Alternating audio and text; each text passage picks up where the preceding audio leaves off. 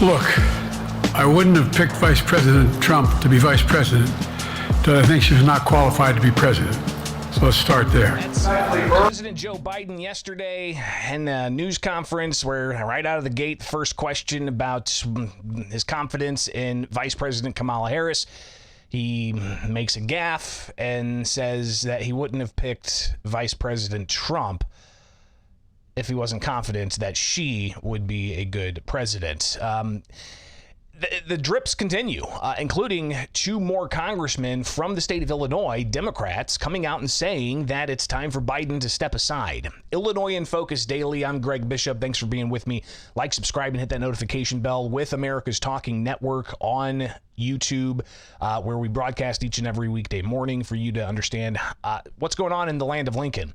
So next week, we will be at the convention, the Republican National Convention, on the ground, talking with people one-on-one, and bringing you the latest on what's going on. So we'll be on the ground at the Republican National Convention. It's expected they will officially nominate former Vice President Donald Trump for another nomination. And then a few weeks after that, the Democratic National Convention up in Chicago will be taking place. And all indication is the Center Square will be on the ground there reporting as well. So be sure to like, subscribe, hit that notification bell to America's Talking Network, and stay plugged in. So yesterday, of course, President Joe Biden, it was quote unquote a big boy news conference. Even the White House using those terms. This comes after late last month, the president had a debate with Trump, which all indication is, and even the president admits, it was a bad night. And then he did some, rallies where he claims he brought thousands of people together. He then had a sit-down interview with ABC's George Stephanopoulos. He had NATO all this week, the North Atlantic Treaty Organization, their 75th anniversary. And even with that, there were some gaffes, some pretty noticeable gaffes, not just some of the prepared speeches he was giving with a teleprompter, where it was difficult sometimes there's some kind of slurring of words and mumbling of words, difficult to transcribe in a lot of cases. But even instances like this, where President Biden was getting ready to introduce President of Ukraine, Vladimir Zelensky, and instead introduced him as somebody else. Ladies and gentlemen, President Putin. President Putin. He's going to beat President Putin. President Zelensky. I'm so focused on beating Putin, we got to worry about it. Anyway, Mr. President. I'm better. You are a hell of a lot better. Thank you so much. All of these questions have Democrat leaders on edge and being asked a lot of questions as to Biden's mental and physical fitness to do the job for another 4 years. Governor J.B. Pritzker, one of those Democratic officials, having to field these questions, and he's been fielding these questions all week long. Don't forget, he was on a hot mic earlier this week where he said that he didn't like where the election was. And he made that clear yesterday at an event down in the Metro East St. Louis area when he was asked, well, what exactly did you mean in that hot mic comment? Well, all I was referring to is I don't like the polls, right? Joe Biden is behind by a couple of points nationally. I think we should be doing a lot better. I've certainly said that President Biden should get out there more, talk to the American public, make sure that he's communicating about the issues that are important to them and that the Democratic Party stands up for him. And so I don't like the fact that we're behind, and I think we can do much better, and I'm going to go campaign for him and watch him win in November.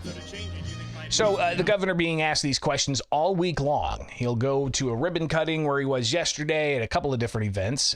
He was only asked questions at one of the events. And earlier this week, signing legislation. He then had to field questions about Biden's fitness. Is there somebody better to fill the role for the Democrats moving forward? Again, here is the governor.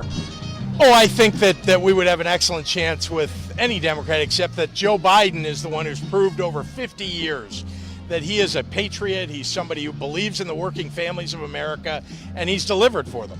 So the president holding that news conference last night, pretty wide-ranging questions, and there was a select number of people who were allowed to ask questions. The president had a list in front of him, and he pulled that list out, started asking those individuals to stand up and ask their questions. And again, the first question was, do you have faith in Kamala Harris to be president? Here's President Biden. Look, I wouldn't have picked Vice President Trump to be vice president, but I think she was not qualified to be president. So let's start there. So the president, obviously a misstatement there in saying Vice President Trump to be vice president if I didn't think she would be presidential material. The press conference went through a whole host of things: foreign policy issues, domestic issues. The president at one point even started talking about, regulate guns, not girls.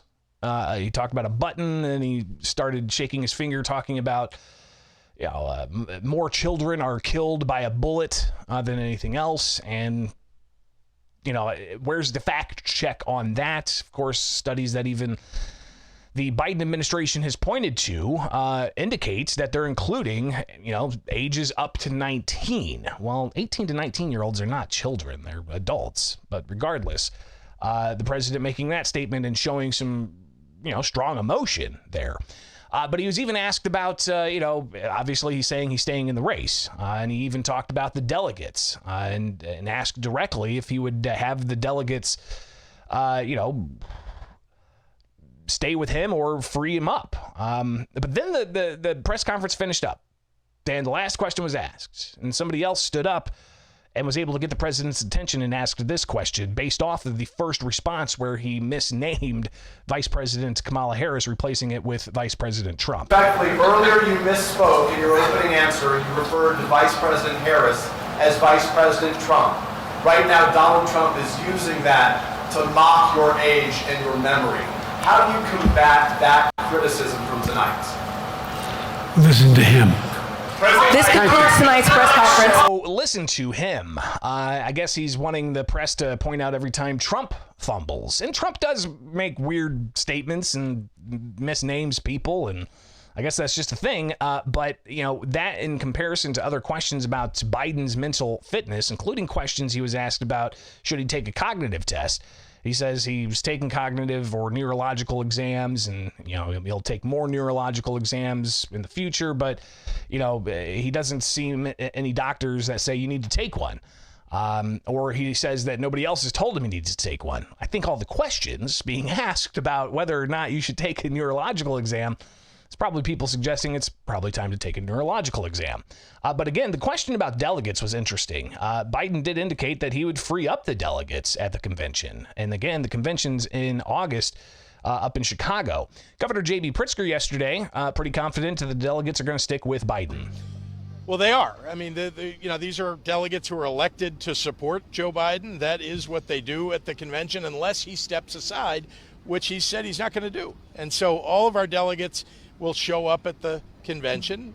They'll vote for Joe Biden, and I believe Joe Biden will be our candidate and will be a great candidate beating Donald Trump. But we got a lot of work to do. We're all going to have to pull together to make it happen. So the governor then being asked why this has persisted so much, this line of this storyline. When you stumble in a highly watched debate, people want to know if you can continue, right? They want to know if you can overcome the bad press that you got during that debate.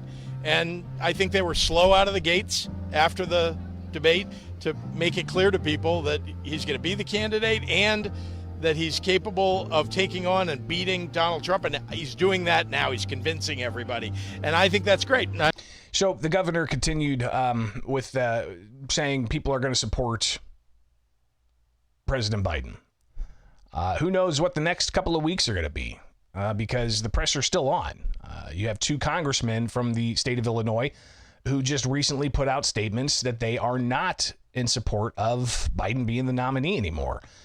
Congressman Brad Schneider said, "I love President Biden. I'm forever grateful for his leadership and service to our nation. The time has come, however, for President Biden to heroically pass the torch to a new generation of leadership to guide us to the future that he's enabled and empowered to pursue. In passing the torch now, President Biden has a chance to live up to this standard and seal his place in history as one of the greatest leaders of the nation and history has ever known. So again, these statements, the president seems to just brush off to the side. He was asked yesterday at that news conference. Back in 2020, he said that he was going to be a bridge candidate for a younger generation. And Biden saying, well, the job's not done. And he says that he has the wisdom and the history to be able to make this happen and to bring this vision he has. So that's why he's not passing the torch. But obviously not enough for others. Congressman Eric Sorensen. And again, these are congressmen that are up for election in 2020. And the question of, the top of the ticket, does that have an impact on the lower part of the ticket? President, does it impact who you're going to vote for congressman? Congress in the House, they're up every 2 years. Even in the State House, they're up every 2 years. So Congressman Eric Sorensen says, I'm hopeful President Biden will step aside and campaign for president. So you've got these elections coming up, some feeling pressure, some maybe hearing from their own Democratic constituencies saying, hey, what's going on? This is troubling. And even Republicans, when we talked with former State Senator Darren Bailey, a Trump delegate, he said that it's really kind of sad what's happening to Biden right now. Here's former State Senator Darren Bailey.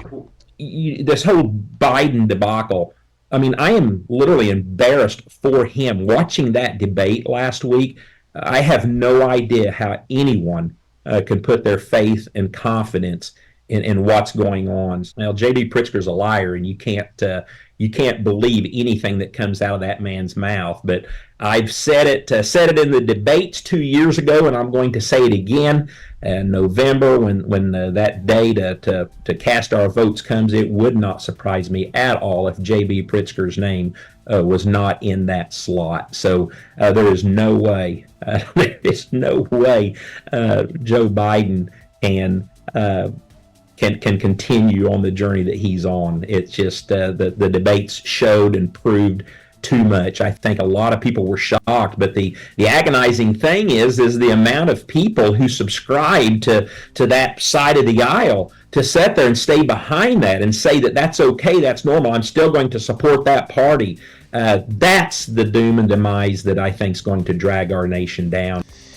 A lot more to come on all of this. Of course, we've got the Republican National Convention next week. I'll be on the ground, so be sure to like, subscribe, hit that notification bell with Illinois in Focus Daily at America's Talking Network. If you can't get the video, we do have the podcast, so find America's Talking Network and Illinois in Focus Daily and get the podcast wherever you get your podcasts. All right, so lots to happen in the weeks ahead, no question. I'm Greg Bishop. Thanks for being part of the program. Illinois in Focus Daily, each and every weekday morning here at America's Talking Network.